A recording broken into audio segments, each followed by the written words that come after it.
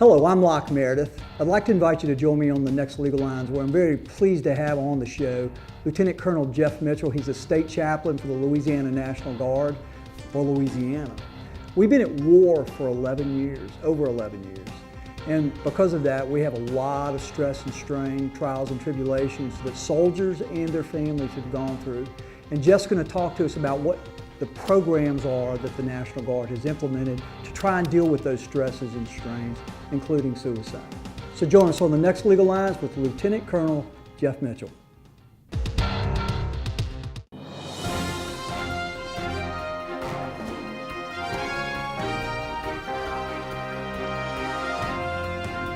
Hello, I'm Locke Meredith, and I'd like to thank you on behalf of myself, Sean Fagan, and Corey Ogeron, and our entire staff for letting us come into your homes for the last 10 years via Legal Lines. We hope that you've come to a greater understanding of how the law works and how the government works for you.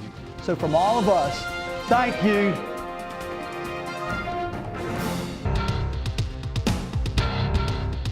Hello, welcome to Legal Lines. I'm Locke Meredith, and I'm very pleased to have on the show today Lieutenant Colonel Jeff Mitchell.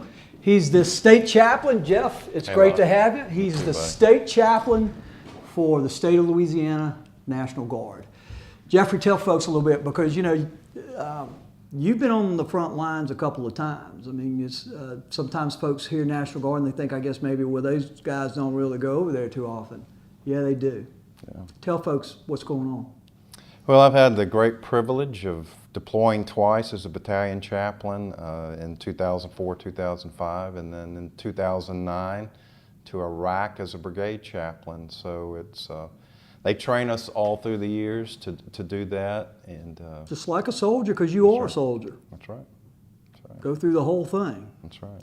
You know, you talked about the brigade versus the battalion. What distinguish or define that for us?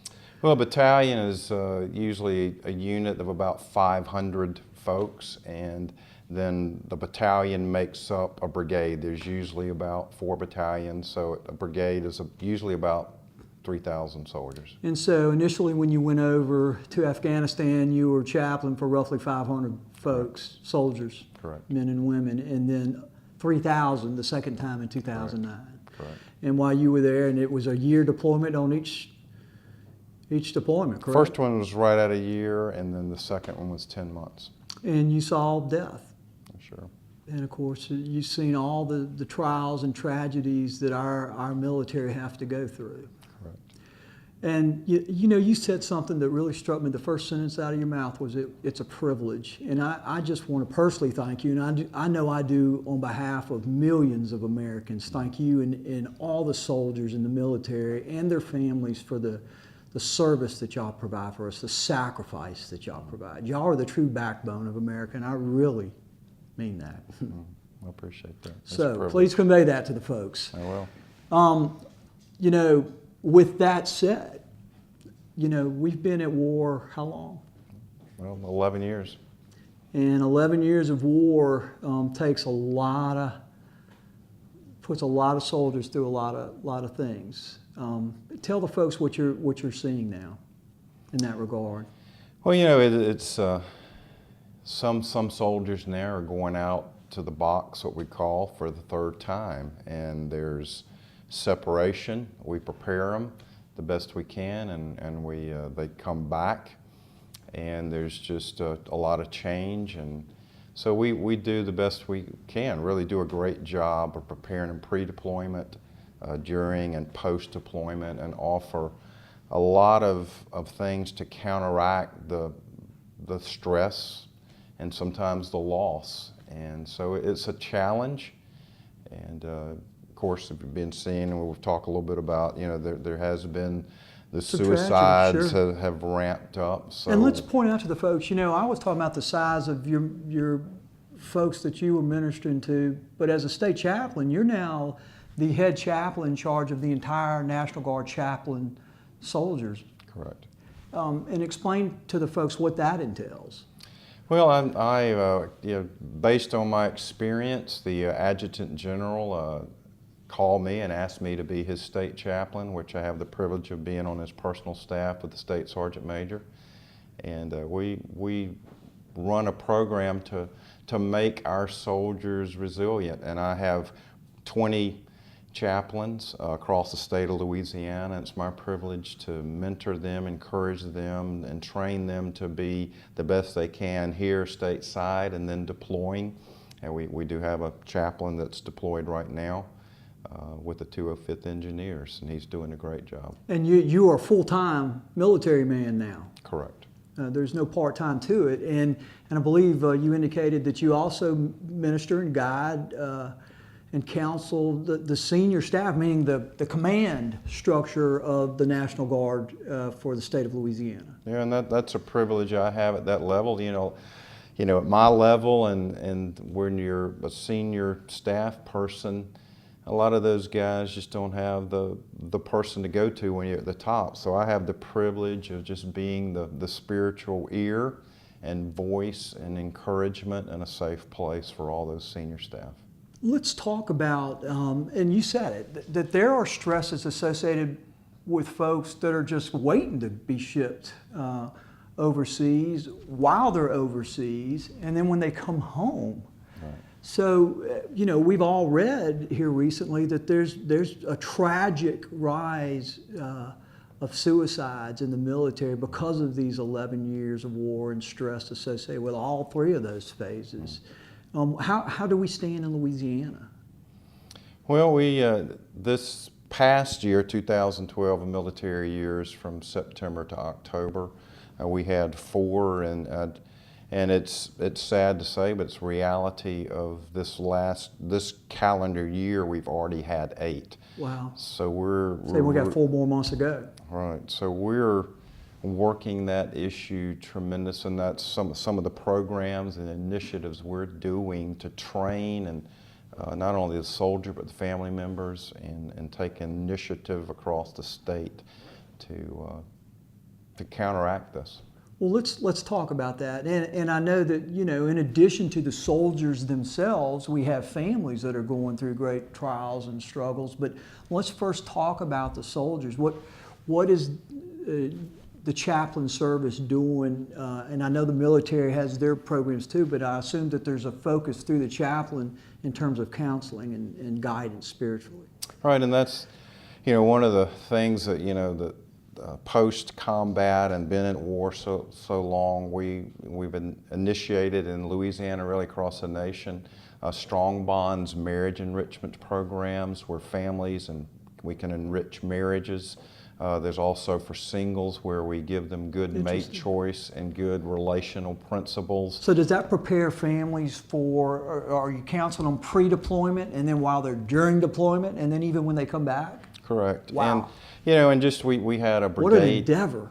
Yeah, 20 guys are doing all that, Jeff?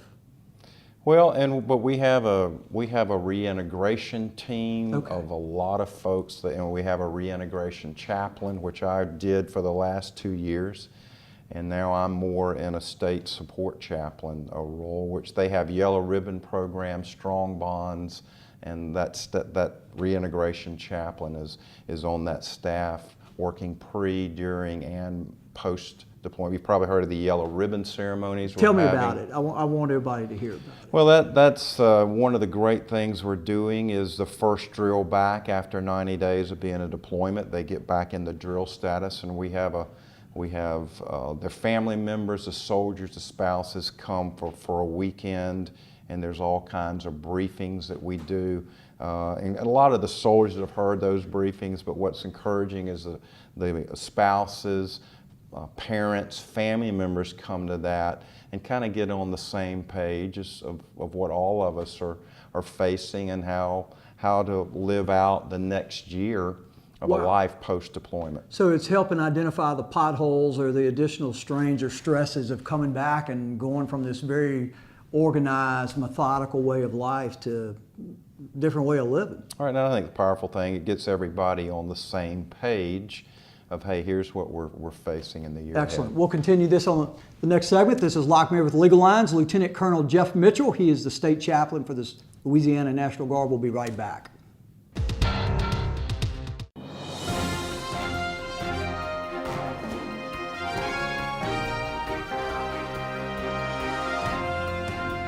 Hello, I'm Locke Meredith. And I'd like to thank you on behalf of myself, Sean Fagan, and Corey Ogeron, and our entire staff for letting us come into your homes for the last 10 years via Legal Lines. We hope that you've come to a greater understanding of how the law works and how the government works for you. So from all of us, thank you.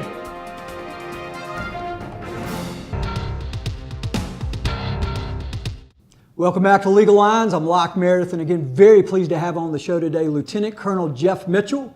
He is the state chaplain for the Louisiana National Guard. Jeff, thanks again for coming in, and we're talking about some serious issues. So, you know, we just discussed the fact that we've had 8 suicides in 2013. We got 4 more months to go. It's already double what it was last year. And of course, we're 11 years in war, and the families and the soldiers go through so much and sacrifice so much. And you are implementing an initiative all over the state to try and help deal with the stresses to the family and the soldiers. Tell us about it. Well, it is a program that really was started by the Maryland National Guard. It's called Partner in Care, and it's in 18 states, and we're initiating 18 more, which Louisiana is one of those states to launch this Partner in Care congregation. You know, we have the soldier on guard level 2 days a month. So that's 27, 28 days of the month that we don't have the face-to-face with the soldiers. And that's before they deploy, and that's when they return. That's correct. And they're just going back into drill status.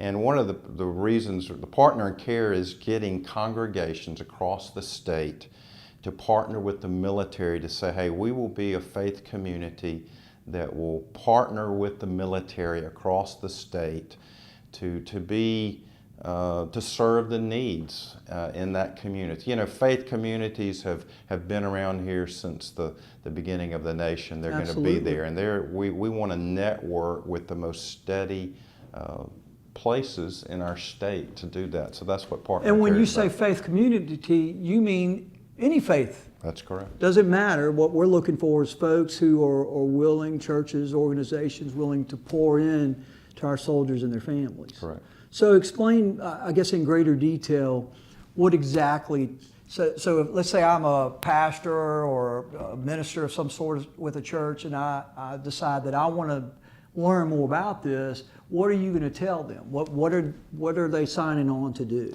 Well, the Adjutant General's appointed me as kind of the gatekeeper of Partner in Care as a state chaplain, and they could contact me. That's why my email is on the screen there.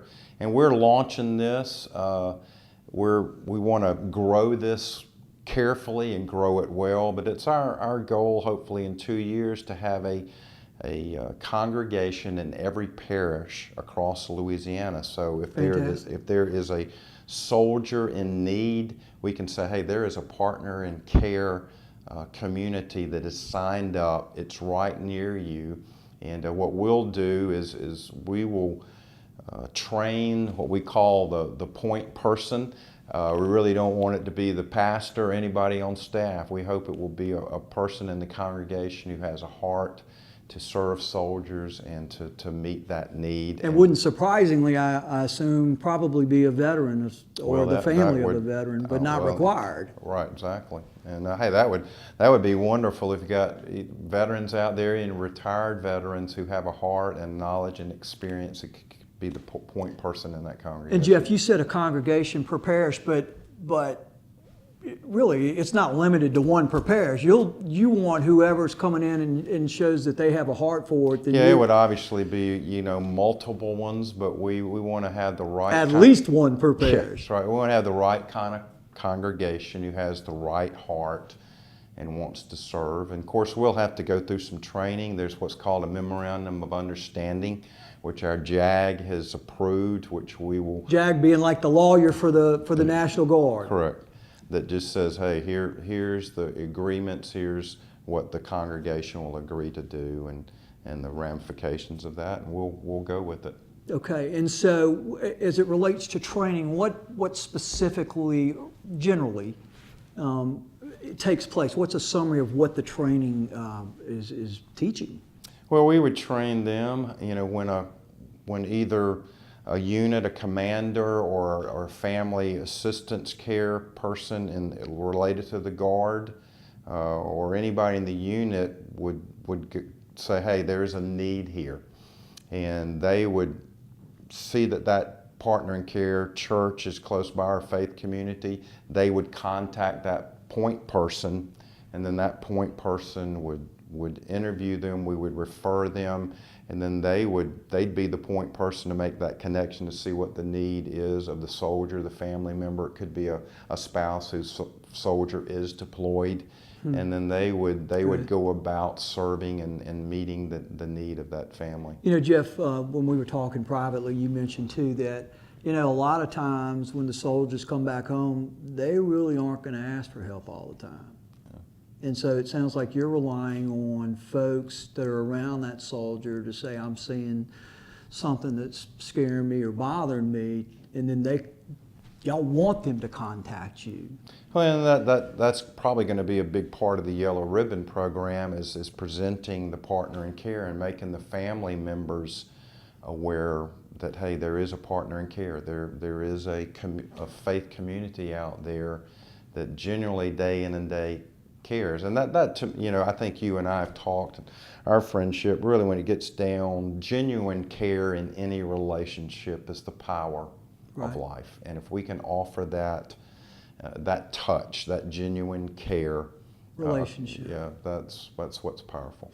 And so I presume there's some training both to the family at the Yellow Ribbon, but also to these partners in care of kind of what to look for in terms of symptoms or manifestations that identifies that person as potentially at risk, and then they're empowered to notify you guys, or if they're the church faith-based person. Well, again, those can come through avenues, and we will then be the person that is in touch with that point person, and from that point they go about facilitating meeting that need. And if it runs point where beyond their capability, we will equip them with a referral list that they can go to, and we'll be in good communication with them to say, hey, yes, y'all are doing a great job of meeting the need, or hey, you've reached the limit, or hey, we need to refer this person, and we will train them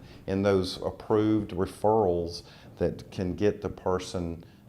You know, it's just like with suicide, our training, we talk about the river of suicide.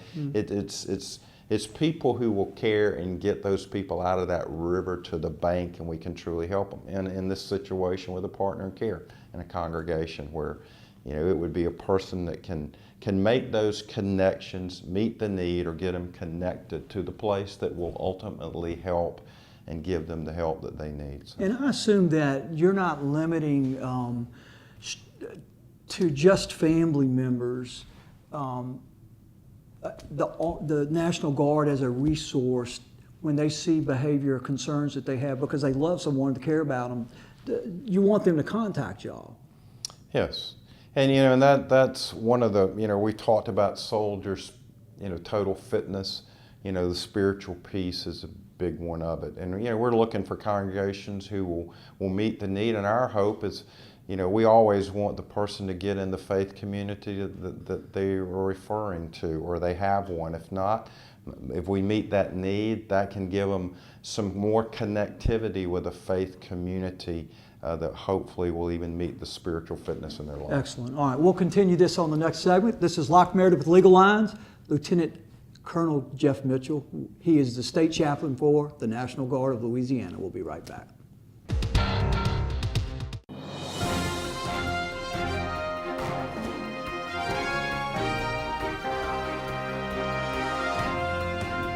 Hello, I'm Locke Meredith, and I'd like to thank you on behalf of myself, Sean Fagan, and Corey Ogeron, and our entire staff for letting us come into your homes for the last 10 years via Legal Lines. We hope that you've come to a greater understanding of how the law works and how the government works for you. So from all of us, thank you.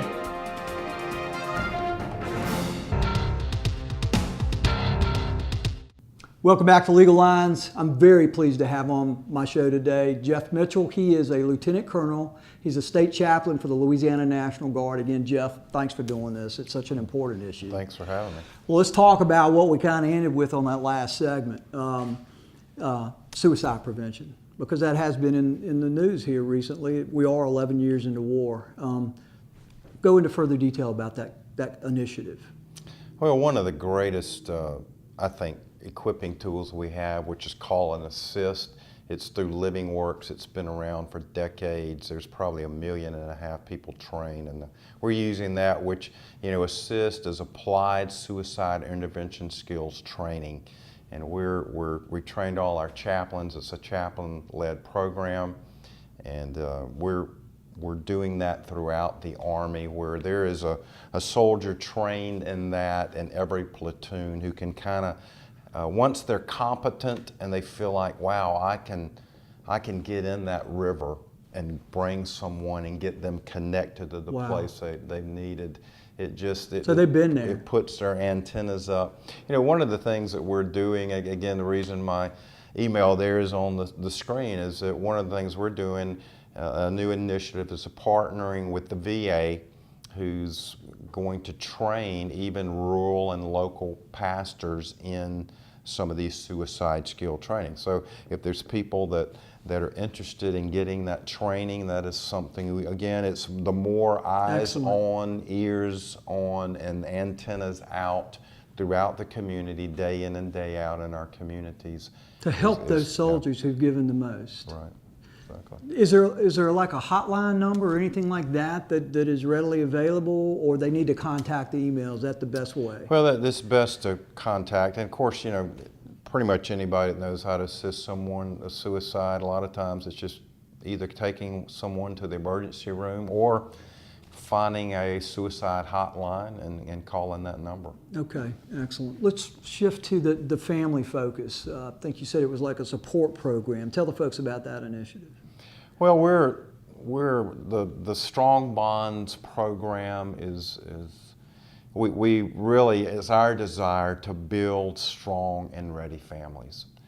And tragic to say, some of the marriages come apart. So we're trying to, we have heard and listened real well in these yellow ribbon ceremonies. Good. And a lot of the marriages are saying, wow, we need this pre-deployment. So wow, that's wonderful. Yeah, and I've gone to our Adjutant General, who's kind of made it mandatory now that every soldier being deployed is getting 8 hours of Strong Bonds marriage enrichment program, and each single is going through our Strong Bonds single program to, it's really based on choosing a good partner, which will give them a template to make a strong marriage. But even if the single soldier saying, hey, I'm not even got marriage. Not even close to marriage, huh? But it is going to equip them that in every relationship, it gives them a template and good skills, even in their relationship with their command and while they're deployed. So it's,